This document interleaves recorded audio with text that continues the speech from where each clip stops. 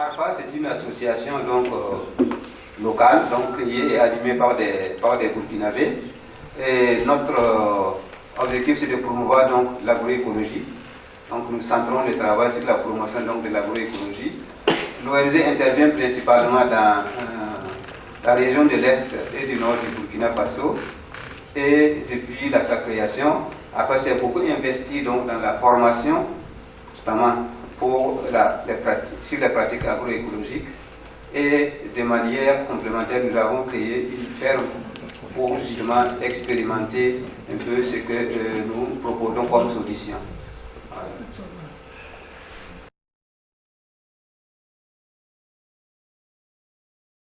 L'agroécologie que ARFA fait la promotion porte sur les 5 éléments fondamentaux. C'est-à-dire que le sol, l'eau, la plante, l'animal, le paysage. Et c'est traduit notamment par donc, le travail du sol et la gestion de sa fertilité, la collecte et la gestion de l'eau, donc la lutte anti-érosive, l'agroforesterie et la génération naturelle assistée, l'intégration agriculture-élevage, la promotion des itinéraires techniques sur les bases agroécologiques, la protection écologique des cultures et l'appui aux filières biologiques.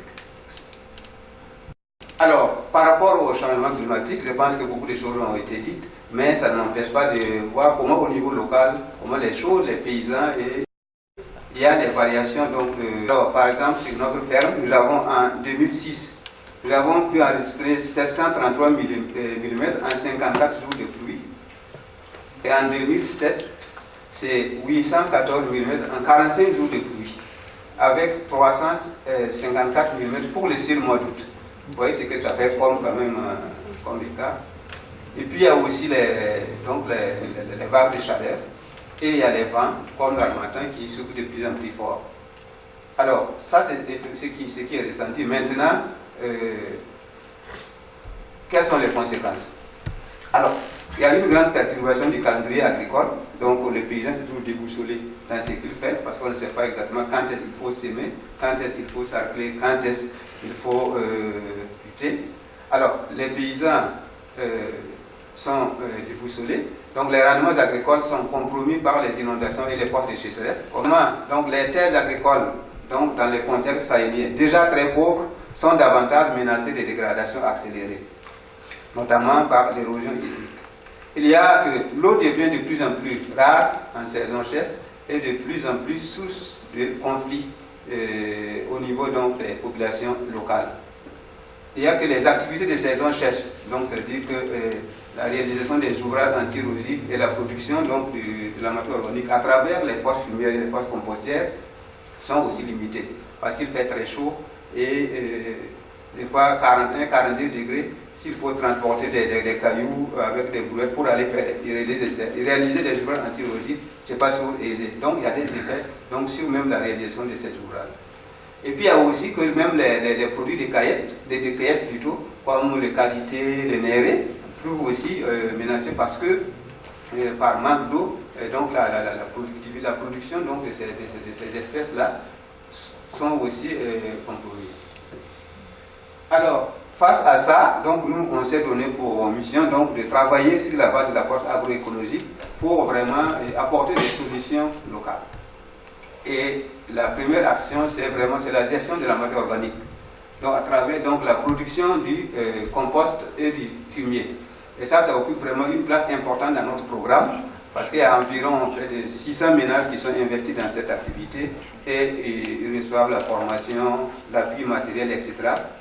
pour justement produire donc, la matière organique afin de les apporter donc, au champ. C'est la lutte anti-érosive parce qu'il faut de plus en plus combiner les techniques. Ça, c'est ça vraiment qui donne un effet. Donc là, sur une parcelle où vous avez porté la matière organique, il faut forcément réaliser la lutte anti-érosive. Là, on maximise donc, les chances de succès. Il y a l'agroforesterie, qui est aussi une activité importante donc, dans notre façon de faire. Voilà. Et vous avez là un parc agroforestier, donc sur la ferme agroécologique de Arfa. Et il y a deux types d'arbres qui sont notamment promis. À gauche, à droite, c'est l'acacia albida et au milieu, c'est le moringa. Donc nous encourageons et nous accompagnons donc, les paysans à réaliser ces plantations pour qu'ils puissent cohabiter donc, avec la production céréalière.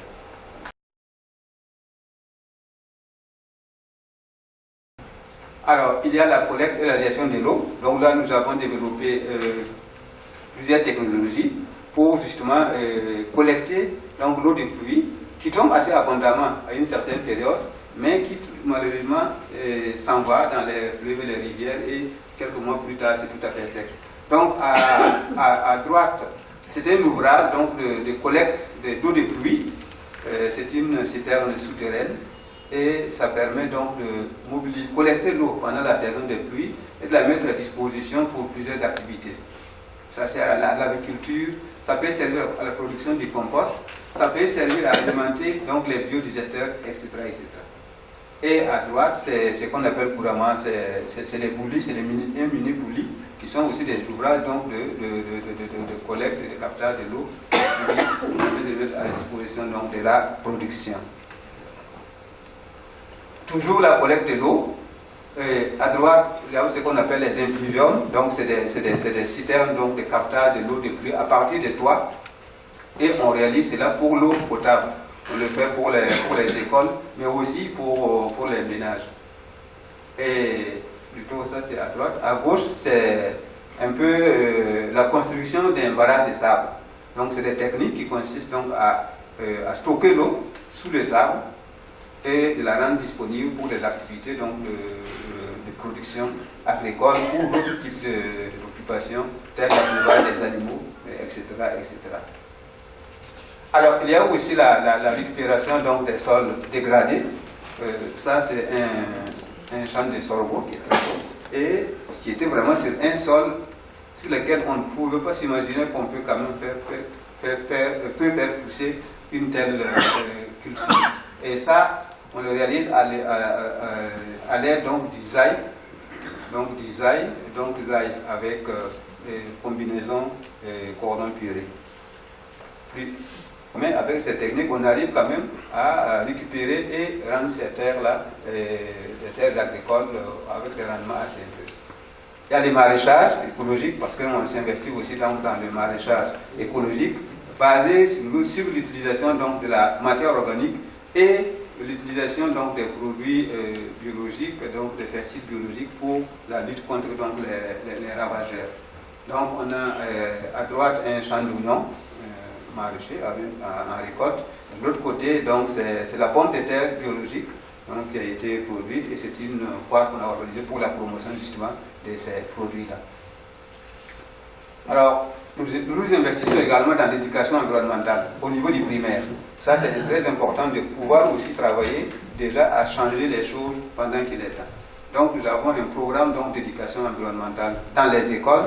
Et ça, c'est une séance justement de séjour des enfants sur notre ferme agroécologique.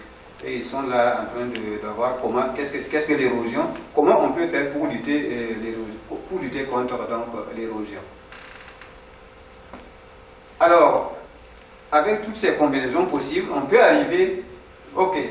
rapidement arriver à une amélioration de la fertilité des terres, une plus grande conservation de l'humidité, donc la réduction de l'érosion, l'entretien donc de la vie micro-organisme du sol, la réhabilitation et l'amélioration du couvert végétal, la diversification des cultures au sein de l'exploitation agricole, qui est très important pour là, et ces éléments-là ont pour effet justement une augmentation,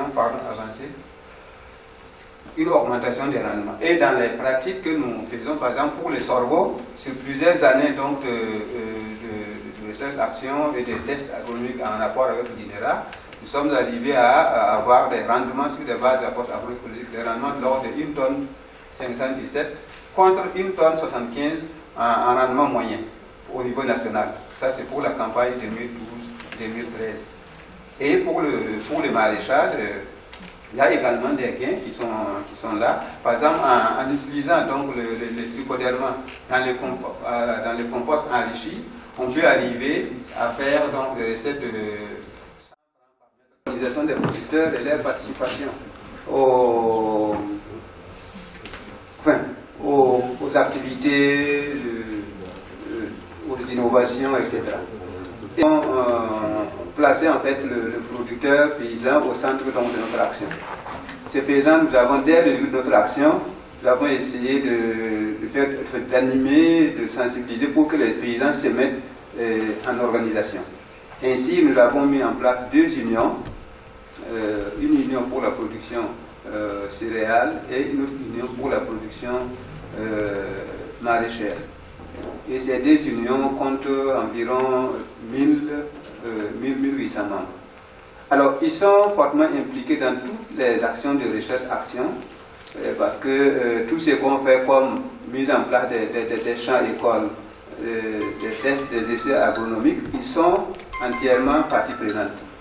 Et nous venons de mettre en place une plateforme donc, de multi-acteurs donc, sur la question donc, de l'amélioration des amendements organiques par adjonction du trichoderma. Et dans ces plateformes-là qui regroupent l'IRD, l'INERA Burkina, ALPHA, et puis les paysans sont également dans cette plateforme-là parce que tout le travail à la base, c'est eux qui le font. Donc il y a vraiment une véritable implication donc, des paysans dans toutes ces innovations, dans toutes ces propositions de solutions d'adaptation.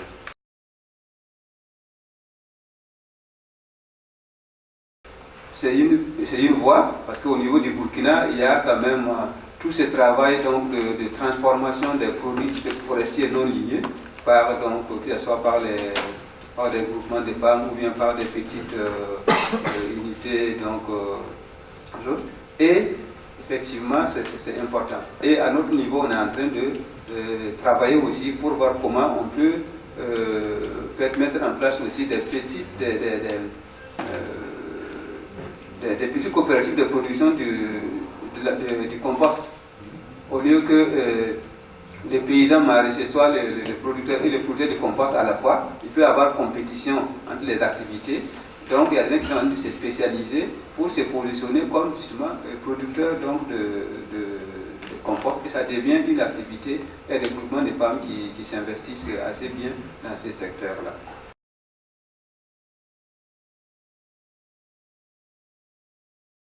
Effectivement, il y a, on peut parler de ça sans l'apport de l'énergie. Donc, il y a la question de l'amélioration de l'exode de l'eau.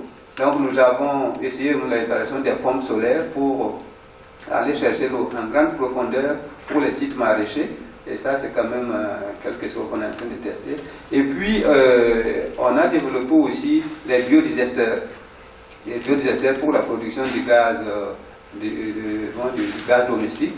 Et ça permet donc d'apporter un peu l'éclairage au niveau des choses, mais aussi d'augmenter vraiment la capacité de production du compost, parce que l'effluent est récupéré et ça augmente considérablement donc la production de la matière organique. Et je vous remercie. Merci.